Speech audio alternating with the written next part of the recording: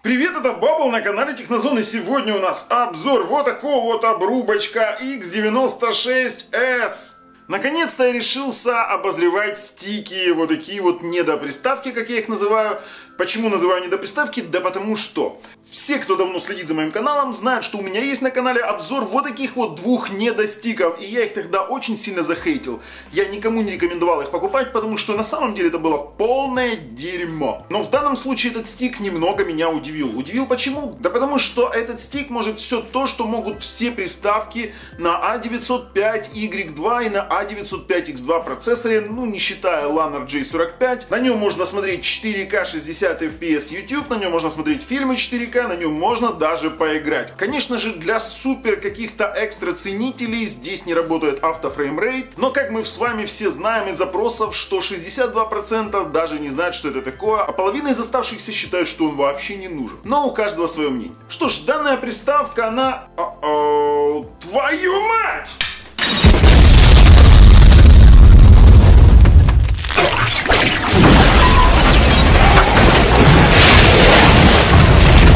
Ну, скажем так, огонь данная приставка, как оказалось, но давайте серьезно. Она оснащена процессором Logic S905Y2.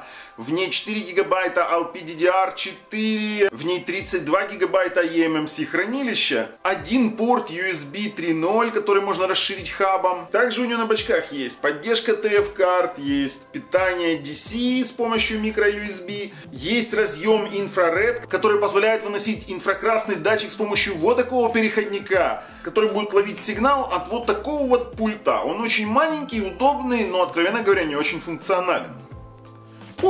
Улетел наш пульт, особенно учитывая, что в данную приставку мы изначально зашили голос Android TV, да. И вы тоже можете это сделать немножко позже, чуть-чуть поподробнее об этом. Также для тех, кто переживает, что его будет неудобно включать в ваш телевизор, если у вас как-то необычно расположен порт HDMI, то производитель подумал об этом. Он положил вот такой вот переходничок, который просто включается под любым углом, и вы можете направить вашу приставку в любую сторону, и она будет расположена так, как удобно вам. Вот пример того, как это делается. Вы можете ее включать под любым углом.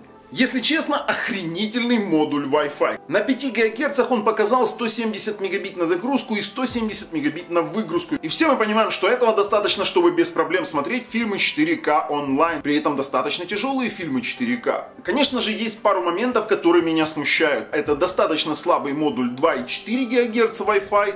То есть для того, чтобы он хорошо работал, вам как минимум нужен будет роутер с 5 ГГц. Очень радует то, что здесь очень хорошие температурные режимы. Что же сделал производитель? Производитель фактически из этой приставки сделал один сплошной радиатор. Тепло отводится на корпус, она теплая при использовании, но при этом она абсолютно не греется. В самых тяжелых играх температура не поднялась выше 73 градусов. И если говорить об играх, то это World of Tanks. Я пробовал ее закипятить в этой игре, и у меня этого, к сожалению, не получилось. World of Tanks работал практически идеально. Конечно же, не на максимальных настройках, а на средне-низких, но играть на ней тоже можно в игры для Android TV. Также очень радует цена на данную приставку. Я специально положил ссылки в описании под видео для того, чтобы вы в этом убедились, но поверьте, эта приставка фактически A95X+, обзор который был у нас на канале, ее просто вместили в такой форм-фактор. Один порт USB нисколько не смущает, потому как это все можно расширить хабом, любым хабом, который поддерживает USB 3.0. Это очень удобно для тех, кто очень часто ездит в поездку. Вы можете ложить с собой в карман, либо в вашу сумку и включать в гостинице это в телевизор и смотреть ваши любимые фильмы. Это очень удобно, если вы хотите, чтобы перед вашим телевизором не стоял Smart TV Box. Но говорить мы о ней можем долго, и приставка действительно интересная, учитывая цену, размер, вес и возможность убрать за телевизор, а также возможность прикрутить Android TV голос. Поэтому мы хотим сразу же перейти к обзору. Ну а для того, чтобы вы не пропустили наши все дальнейшие обзоры, я советую вам нажать подписаться и колокольчик. Ну и на момент съемки этого видео у нас на канале разыгрывается вот такая вот чудесная PlayStation 4 Pro на 1 терабайт. А если уже не разыгрывается, то я уверен, разыгрывается кое-что другое. И все условия текущих акций есть в описании под видео. А также там есть ссылки на наши паблики Viber, Контакт, Facebook и канал Telegram. Там все очень интересно, поэтому заходим, подписываемся. Ну а сейчас я говорю вам хавабанга, ребята. Это же Бубльгум, поехали! Ну что, интересный снаружи, интересный изнутри. Вот такой вот лаконичный интерфейс без возможности добавления каких-либо различных сторонних приложений на главный экран, ничего никуда не переключается, есть виджет с часами и датой. В принципе, все красиво выглядит, насколько это практично, посмотрим со временем. Есть Memory Cleaner. Сюда можно ввести свой город, он просит please enter city name. Но дело в том, что сколько я сюда чего не вводил, у меня ничего не получалось. Давайте попробуем ввести Киев, не знаю, я уже вводил, и вот мы ввели в Киев, если мы нажимаем на клавиатуру далее, все, он перескакивает на YouTube, на этом ничего не происходит. Посмотрим, возможно, кто-то смог запустить эту опцию, но она мне, откровенно говоря, не интересна. На главном экране у нас есть браузер. Это не Chrome, такой себе браузер, но работает достаточно шустро. KD-плеер, обыкновенный коди. Есть раздел My Apps, есть Play Store и Settings. Давайте с вами запустим мониторинг температуры. Вот мы видим, сейчас у нас 50-60 градусов в режиме простое. И поехали, посмотрим, что есть в меню. Меню достаточно стандартно, как и на всех процессорах ARM Logic S905X2. У нас есть Wi-Fi, Wi-Fi поддерживает 5 ГГц, нет LAN. В разделе звук все стандартно, хранилище все тоже стандартно. Из коробки нам, кстати, доступно 26 гигабайт. Об устройстве. X96S, V311, версия Android 8.1.0. Все абсолютно стандартно. Мы видим, что я подключил свой геймпад, аккаунт заработал без проблем. Многие из вас обратили уже внимание на речь, немножечко об этом позже. Потому как мы с вами должны еще посмотреть Droid Settings. Кстати, температура в простое 58 градусов. Для стиков это вообще нонсенс. Вы уже видели те стики, которые я вам показывал ранее. Итак, Droid Settings, Display. Разрешение экрана у нас поддерживается от 480p до 4К 2К SMPTE и 4К 2К 60 Гц. В принципе, все тоже очень стандарт. Есть профили цветности, есть управление Dolby Vision, стандартные настройки HDR. В данной приставке есть HDR10, это даже приставкой, конечно, трудно назвать. HDMI CIG в паре с телевизором LG работает отлично, никаких у меня проблем с ним не было. Playback Settings, HDMI Self Adaptation, это автофреймрейт, который, к сожалению, на данных процессорах не работает. Ну, либо пока его еще не реализовали как нужно. Audio Output, здесь, конечно же, есть выбор источников, но мы с вами понимаем, что вывод в данной приставке возможен либо через HDMI сделать сквозной звук, либо же через Bluetooth. Ну, как-то так. Я подключал саундбар через Bluetooth, работает все отлично, никаких у меня нареканий это не вызвало. В настройках есть шкала DTS, есть управление DTS, Power Key Definition, в принципе все достаточно стандартно, особенно с учетом того, что у нас есть выносной ИК-датчик и у вас нет возможности купить дополнительный пульт, то здесь, в принципе, можно настроить кнопку вашего пульта. При нажатии в More Settings вы вывалитесь в стандартное меню настроек Android. Хочу отметить сразу, что в данной приставке нет верхнего статус-бара и нижнего навигационного бара. My Apps можно передвигать экраны лево-право, выбирать между Apps, Favorite TV и Music. Это для тех, кто хочет как-то кастомизировать свое меню все-таки, так как у нас главный экран не кастомизируемый. Но вот что интересного есть в этой приставке. Хотя они и не заявляют, что здесь есть поддержка нативная голоса. При проведении определенных манипуляций, какие-то показывал видео Belink GT1 Mini, и при использовании пультов с голосовым управлением, например, у меня в руках сейчас пульт MX3 с голосовым управлением, при нажатии на кнопочку поиска мы видим что? Мы видим с вами строку поиска. Самый лучший фильм. Тадам! И мы смогли прикрутить сюда голос Android TV, который позволяет искать во всех доступных приложениях, которые поддерживают этот самый Android TV. Вот мы сейчас с вами пройдем вниз. Мы видим, что есть доступно в приложении HD Video Box, доступно в приложении Kino HD при условии установки этих приложений. Есть в ролях похожие запросы, есть YouTube, HD Video Box, Kino HD, Megogo, Lazy Media Deluxe. То есть фактически это поиск Android TV на данной приставке. Это огромный плюс, что здесь можно реализовать такой вот Android TV поиск. Но для этого нужно провести манипуляции по видео, которые есть у нас на канале. Давайте попробуем еще в голосовом поиске найти что-нибудь такое, что можно посмотреть на YouTube. Коста-Рика 60 FPS. Тадам! Нет, все отлично. Он и на YouTube ищет, и все ищет на самом деле. Конечно, он попытался найти что-то связанное с Коста-Рикой и в Lazy Media Deluxe, и в HD Video Box. Но я вам скажу сразу, что из коробки такого поиска нет. Из коробки есть поиск обыкновенного Гугла, но при условии наличия голосового пульта. В стоке, к сожалению, не голосовой пульт. В AIDA 64 мы видим, что у нас производитель AIMLogic, модель X96SV311, 4 гигабайта LPDDR4, 24 гигабайта из коробки у нас доступно, хотя в самой приставке написано 26. Ну, тут такое, нестыковка в 2 гигабайта. Версия Bluetooth 4+. Графика у нас Mali G31, в принципе, как и на всех боксах, на AIMLogic S905X2 и S905Y2. Центральный процессор это 4-ядерный ARM Cortex A53 с частотой 1,8 ГГц.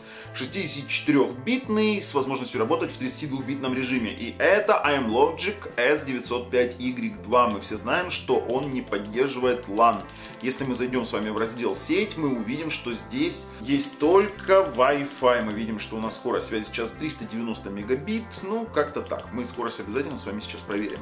Кодеки все абсолютно стандартные. При этом AIMLogic, он поддерживает и H265. Вот мы видим аппаратный декодер. И VP9 сейчас. VP9, пожалуйста, AIMLogic VP9. Это значит, что у нас YouTube поддерживает 4К. Speed-тест 5 ГГц Wi-Fi.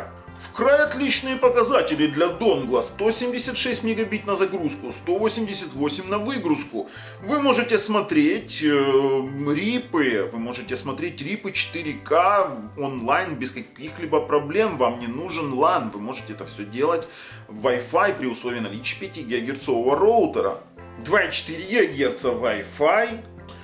И вы знаете, Wi-Fi 2,4 Гц показал, ну, такие немного ниже среднего показателя, хотя немножечко странно. Скорость закачки 12 мегабит, скорость выгрузки 30. Скорее всего, сейчас загружена сеть на закачку, и эти показатели могут быть немножечко выше, но я не думаю, что они будут более 15-20 мегабит.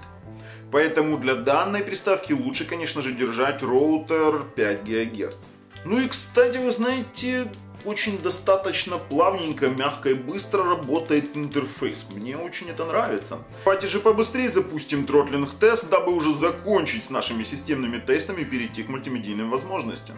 Тротлинг-тест окончен. Давайте же посмотрим на результат. Мы видим на графике пиковые снижения, но это абсолютно в пределах нормы. Главное, что у нас не было глобального тротлинга. Опускаемся. Мы видим, что процессор тротлил всего лишь до 95% его максимальной производительности. И это вообще ни о чем. Фактически это идеальный тротлинг-тест. Давайте посмотрим. Максимальная температура была 73 градуса. И это тоже очень хороший результат, учитывая, что это же стик, ребята, это стик. Мультимедийные возможности данной приставки. Сегодня мы их начнем с Jellyfish. Конечно же, я думаю, что от такого маленького девайса не стоит ожидать больших результатов, но давайте посмотрим. Предлагаю запустить Jellyfish 250 Mbps, сразу возьмем планочку 250, мы понимаем, что какой-нибудь хороший 4К фильм это не более 140 Mbps, а мы берем 250 Mbps планку и запускаем. Тадам! И 250 Mbps файл Jellyfish заработал абсолютно идеально. Ни фризов, ни тормозов, ни подтормаживаний, ничего нет. Отлично отрабатывает, никаких проблем. 250 Mbps файлов. С 250 Mbps файлом нет. Давайте пробовать поднимать планочку повыше. Jellyfish 300 Mbps, 4К, Ultra HD, HDR 10 бит. И 300 мегабит файл, 300 Mbps файл 4К заработал тоже абсолютно без каких-либо проблем. Температура при этом держится 65, я думаю, она будет повышена не более чем до 70 градусов, поэтому мы понимаем, что 4К фильмы очень даже тяжелые, этот маленький стик сможет абсолютно отлично воспроизводить. Ну что, замахнемся на 400, хотя я уже в этом точно не уверен. Он, конечно, заработал, и, честно говоря, я подвис. Конечно, есть мелкие микрофризы, совсем мелкие, но 400 Mbps воспроизводится лучше, чем на большинстве приставок, которые я видел. Супер, мы понимаем, что... Давайте так, давайте придирчиво, мы с вами устанавливаем планку 300 Mbps, максимальную планку файлов для данного стика. YouTube. Ну что, тестируем YouTube, посмотрим, как работает голос, а мы его прикрутили. 4К 60 FPS. Та-дам! Работает. Запустим Коста-Рику. 4К 60 FPS стартанула без дроп-фреймов, что очень даже круто. Следует учитывать, что у меня 5 ГГц роутер и достаточно быстрая скорость интернета. Давайте же посмотрим немножечко, как он работает, посмотрим на результаты по дроп-фреймам, ну, например, после 5000. Кстати, температура при проигрывании 4К 60 FPS не более чем 67-68 градусов. Мы видим, что сейчас воспроизводится 3840 на 2160, 60 FPS во viewport Full HD. Вы знаете, додержал до почти 8000 фреймов, ни одного дропа, и YouTube работает просто идеально. Температура 72 градуса, для стика это белиссимо. И вывод таков: с YouTube проблем нет, особенно с 4К 60 FPS. IPTV. А вот IPTV мы с вами будем тестировать на Halva TV Player Plus. Ведь Halva TV Player Plus это уже золотой стандарт воспроизведения IPTV телевидения. И проигрывает он его просто идеально. Мы с вами тестируем его на плейлисте, который я купил у своего провайдера. И сразу мы с вами протестируем HD каналы, как они работают, как переключаются. Мало того, Halva TV Player Plus поддерживает EPG. Красивые EPG с красивыми иконками и архивы. Первый HD. Переключаемся в режиме реального времени. VIP Premiere. Как мы видим, переключается это все очень быстро включается трансляция. Трансляция идет без фризов, без протормаживаний, картинка достаточно хорошая. Вот, инфо о потоке. Это HD качество. Если мы выберем какой-нибудь другой канал, например, первый HD, то мы видим, что здесь вообще поток Full HD, то есть это Full HD канал. И Halva TV Player проигрывает его просто идеально. Так что Halva TV Player супер. При этом этот стик воспроизводит IPTV без каких-либо проблем, даже Full HD IPTV. Кстати, ссылки на скачивание халвы есть в описании под видео. Также мы сейчас с вами проверим 4К фильмы онлайн. Это очень важно, особенно в текущей тенденции развития 4К. Мой любимый фильм. Нажимаем «Смотреть», выбираем MP4 4K Ultra HD, нажимаем «Просмотреть». Выберем какой-нибудь проигрыватель. Стартануло все практически мгновенно. Сейчас мы посмотрим информацию о потоке. Мы видим, что это 3840 на 2160. Это аппаратный. Используется аппаратный декодер. FPS 23-24. Средний сейчас вырастет до 23-97. Вот так вот воспроизводит 4К фильм. Предлагаю проверить мгновенную перемоточку куда-нибудь на середину. Как он сможет съесть этот 4К фильм при мгновенной перемотке. Нажимаем серединку, и он мгновенно переключился. Вы это видели. При этом это те же самые 23-24 FPS. Средний растет у нас потихонечку. Супер. Воспроизводится все просто супер. К сожалению, приходится скрывать часть контента из-за авторских прав. Но поверьте, проблем с воспроизведением 4К фильма онлайн, мы видим, что был отмечен только он. Я не махлевал. Проблем с MP4 4К онлайн у нас вообще никаких нет. Ну и остается проверить торрент фильмы онлайн, вернее торрент технологию онлайн. Давайте с вами запустим Venom Ultra HD 4K HDR 49 гигабайт файл. И посмотрим, как он у нас воспроизведется. Будем использовать A-Stream Media. Это самый простой вариант использования. Пребуферизация, конечно же, заняла немного времени, но он воспроизводится 49 гигабайт файл через торрент стрим технологию. У нас проигрывается и проигрывается достаточно неплохо. А учитывая то, что это стик, то у меня как бы в голове немного не укладывается, как должна работать приставка вот такого формата. Потому что старый мой опыт показывал немножко другие результаты. Мы понимаем с вами, что с 4К проблем нет, понимаем, что с Torrent Stream проблем нет, с телевидения по IPTV смотреть можно, Медузы проигрывается, YouTube проигрывается, и я хочу перейти к обзору игровых возможностей. Да-да-да, на этой приставочке также можно поиграть.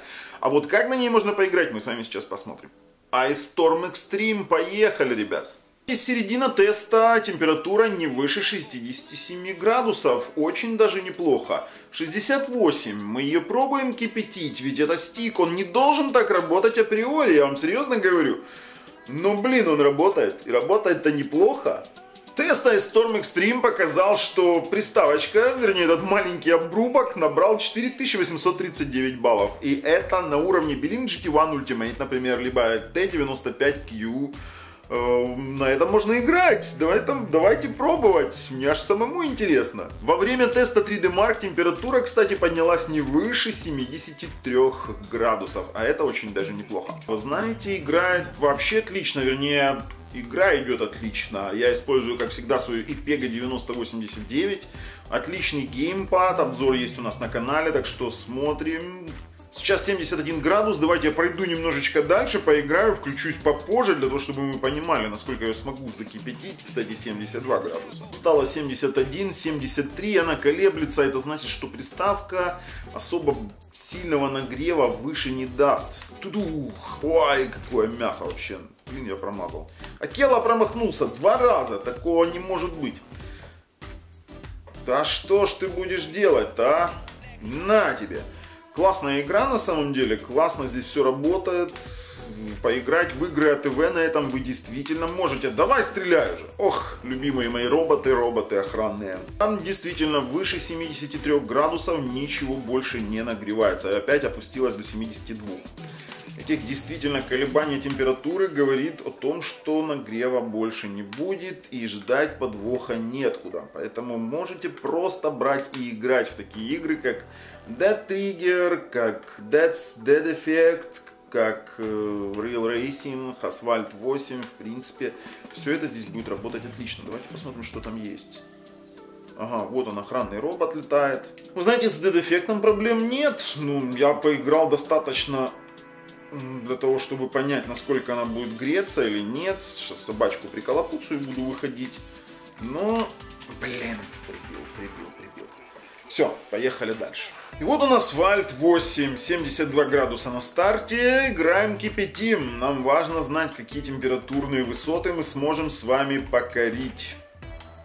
Ну, знаете, работает как для стика очень даже неплохо. Куда ты лезешь, а? Ну вот Кадиллак, еще мне не хватало с Кадиллаком здесь зацепиться. Работает неплохо и прыгает температура была 73, стала 72. Ну это тоже может говорить о том, что она больше не нагреется. Теплоотвод сделали скорее всего на корпусе, поэтому весь корпус сам по себе является большим радиатором. И это очень даже неплохо. Ну что, сделаем бочечку. Блин, я прогнал, я не сделал бочку. Оу, круто, слушайте, ну круть. Реально работает прикольно, у меня нареканий нет. Нагрев выше 72 градусов так и не появился. Было 73, но потом очень быстро опустилось. Поэтому, в принципе, думаю, с Асфальтом 8 можно заканчивать. Нет, стоять. Я должен быть первый. Был же ж первый, был первый. Первый тоже разбился. Я первый. Очень круто. На самом деле очень круто. И в этом можно действительно неплохо поиграть. На вот таком вот стике обруба. Real Racing 3. И опять белые Porsche. Я скучаю по синим. Но играть очень клево, потому что не греется, потому что на обрубке можно играть. Не поверите, но на этом я играю. Обожаю вот этот вот вид, да, когда смотришь из-под бампера. Если есть руль, то можно, в принципе, поиграть в такое. Ощущение с погружением, не знаю, интересно. 72 градуса. Ну и куда же без World of Tanks Blitz? На этом обрубке мы его должны обязательно попробовать. Кстати, на старте у нас FPS 50 показывает, 47. Я забыл. Я вообще после гоночек что-то я гоню, если честно. 42 FPS, 40, смотрим на температуру, смотрим на FPS. Бегает, откровенно говоря, отлично. Хорошо реагирует на геймпад, очень быстрая реакция, быстрая обратная связь. Поэтому проблем с играми такого жанра у вас точно не будет. Вот я сейчас поехал очень быстро сливаться. В самых тяжелых местах это 30 FPS. Ничего у нас не проваливается, не проседает. Это средне-низкие настройки. Где? Кто меня засек? Мне надо уже стрелять. Давайте быстро буду сливаться. Пау! Толку, что я там буду стрелять. Мне стрелять да некуда. Это какой-то вообще телепузик, а не танк. Все, меня слили в 72 градуса. Отлично держит от 30 до 50 FPS без проблем. Поэтому я готов пройти, прорезюмировать этот обрубок, эту недоприставку, или же все-таки приставку. Это мы сейчас решим в резюме. Но я вам скажу, прикольная штучка. Дорубок, либо недорубок, я не знаю, но приставка это действительно интересная. Для всех тех, кто хочет эстетично спрятать приставочку за свой телевизор, для всех тех, кто хочет беспроблемно смотреть IPTV телевидение, просто смотреть телевидение, смотреть какие-либо фильмы, эта приставка очень хороша. А с учетом того, что в ней может работать голос, например, с вот таким вот пультом MX3 с голосовым поиском, ссылку на который я тоже положил в описании под видео, то она становится практически идеальной за свои деньги. Я не говорю, что это идеал в Smart TV боксах, но она идеальна за свои деньги. Поэтому вывод канала Технозон таков, что данная приставка является отличным продуктом в своем сегменте для тех, кто любит минимализм и работу без проблем. Ну а если вам нравится то, что мы делаем, то ставим пальцы вверх, если нет, пальцы вниз. С вами был Бабл на канале Технозон. Пока, ребят.